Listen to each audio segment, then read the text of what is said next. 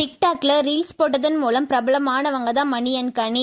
இவங்க கப்பலா போடுற வீடியோஸ்க்குன்னே தனி ஃபேன்ஸ் இருந்தாங்க அப்படின்னு தான் சொல்லணும். இந்த நிலையில மணி அண்ட் கனி இவங்க ரெண்டு பேருக்குமே ஏற்பட்ட தனிப்பட்ட காரணனால இவங்க ரெண்டு பேருமே பிரிஞ்சுட்டாங்க. எதனால பிரிஞ்சுட்டாங்க அப்படின்னு சொல்லி இது வரைக்கும் எந்த இடத்துலையுமே சொல்ல கிடையாது. ஆனா மணி மேல எந்த தப்புமே கிடையாது, எங்களுக்குள்ள மூணாவது மனுஷங்க வந்தாங்க, அதனாலதான் பிரச்சனை அப்படின்னு சொல்லி நிறைய இடத்துல சொல்லியிருந்தாங்க. கொஞ்ச நாள் முன்னாடி தான் இவங்க ரெண்டு பேருக்குமே டிவோர்ஸ் ஆயிருச்சு. டிவோர்ஸ் ஆன கையோட மணி தனுஷாவை என்கேஜ்மெண்ட் பண்ணிக்கிட்டாங்க. இப்ப நவம்பர் 10ஆம் தேதி கல்யாணம் பண்ண போறதா சொல்லியிருந்தாங்க. இந்த நிலையில கனி அண்ட் ஸ்ரீதர் இவங்க ரெண்டு பேருமே கப்பலா சேர்ந்து வீடியோஸ் போட்டுட்டு வராங்க.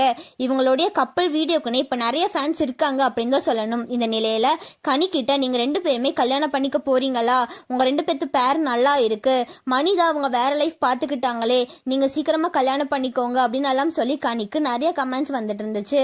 இந்த நிலையில இவங்க ரெண்டு பேருமே இப்ப ஃப்ரெண்ட்ஸா தான் இருக்காங்க.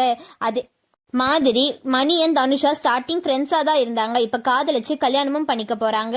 அண்ட் அதே மாதிரி கனி அண்ட் ஸ்ரீதர் இப்போ வரைக்கும் நல்ல ஒரு ஃப்ரெண்ட்ஸாக தான் இருக்காங்க. ஆனால் அவங்க சீக்கிரமாக கல்யாணம் பண்ணிப்பாங்க அப்படின்னு சொல்லி நிறைய பேர் சொல்லிட்டு வராங்க. ஆனால் இது வரைக்குமே ஸ்ரீதர் அண்ட் கனி சைடில் இருந்து இவங்க காதலிக்கிறதாகவும் கல்யாணம் பண்ணிக்க போகிறதாகவும் எந்த இடத்துலையுமே சொல்லவும் கிடையாது.